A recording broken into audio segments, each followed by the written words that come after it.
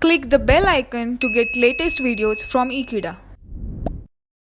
Hello friends, today we are going to discuss about a deadlock characterization method which is in terms of a graph and known as a resource allocation graph.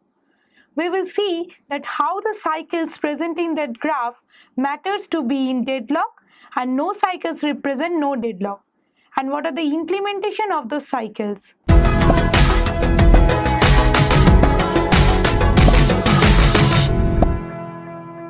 Deadlocks can be more precisely characterized using a resource allocation graph.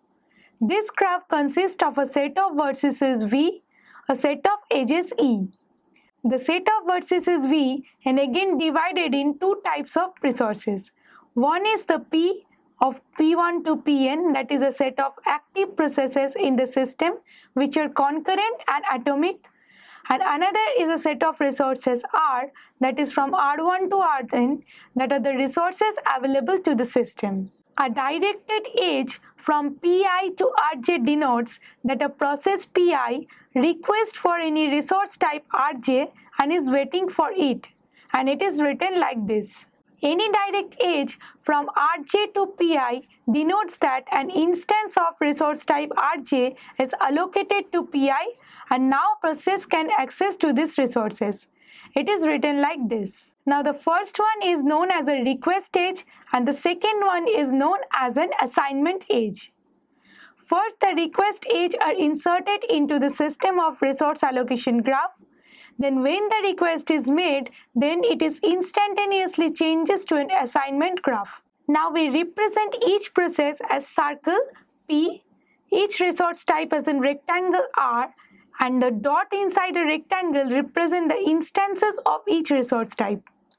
Now we will plot a graph and see that how it be implemented to system deadlocked or undeadlocked. Suppose we are designing a resource allocation graph with a process set of P1, P2 and P3. There are 4 resource types that makes a set of resources R1 to R4. Now we will plot this graph.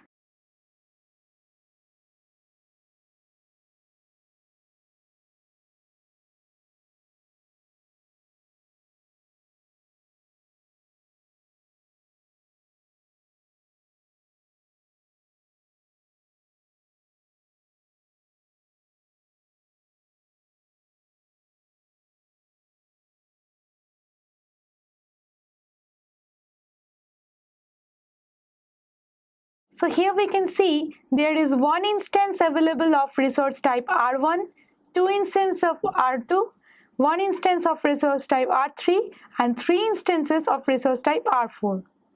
Now we will see what are the request and assignment edges presented in the graph. First, P1 is holding a request edge that is from P1 to R1 and it is again holding an assignment edge that is from R2 to P1. Now as we can see that the from P1 to R1 request edge only is edging and directing to the rectangle as it is a request edge.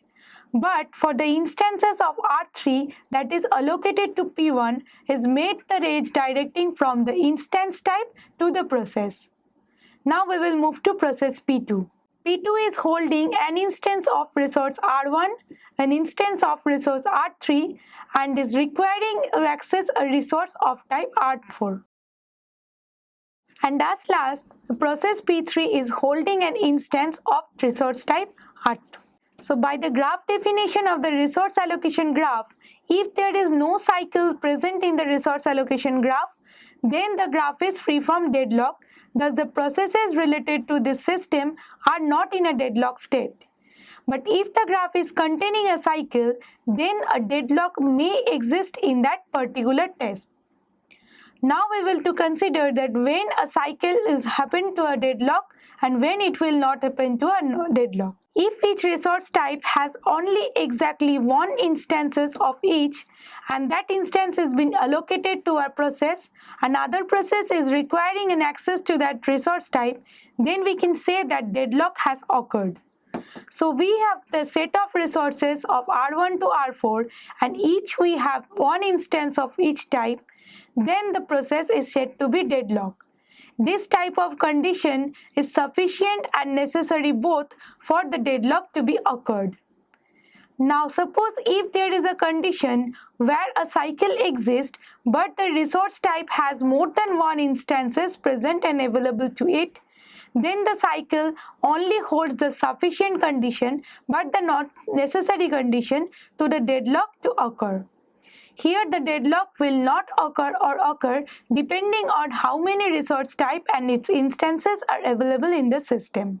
Now in the resource allocation graph that we have drawn, we are inserting one more request stage, that is process P3 is requiring an instance of resource type R3. Now we can see there are two cycles that is engaged in this resource allocation graph.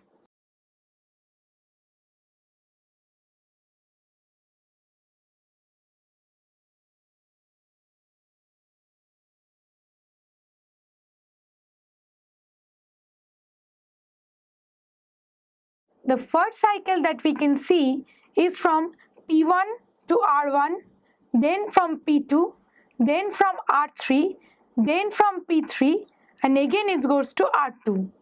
So in this type of graph, we can see that the deadlock is occurred because P3 is wanting a resource instance of type R3 that already has been allocated to P1 and P2.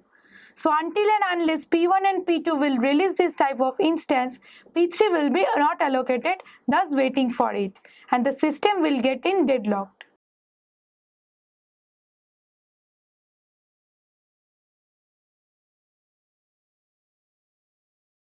The next cycle that is exist in this resource allocation graph is from P2 to R3, then from P3 to again R2 and then to P2. Now this cycle also is containing a sufficient condition but not necessary condition for the deadlock will get to occur. Now we will consider some other cases where the cycles are present in the resource allocation graph but cannot hold to the deadlock.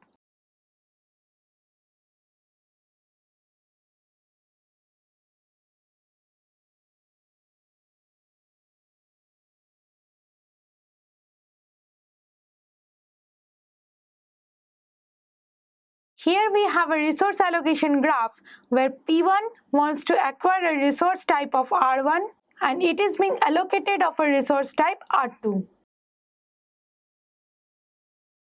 One resource of type R1 is allocated to P2 and another type of instance of type R1 is allocated to P3 and one resources of R2 is allocated to P4. Also, P3 wants to acquire a resource of type R2. Here as we can see that there exists a cycle.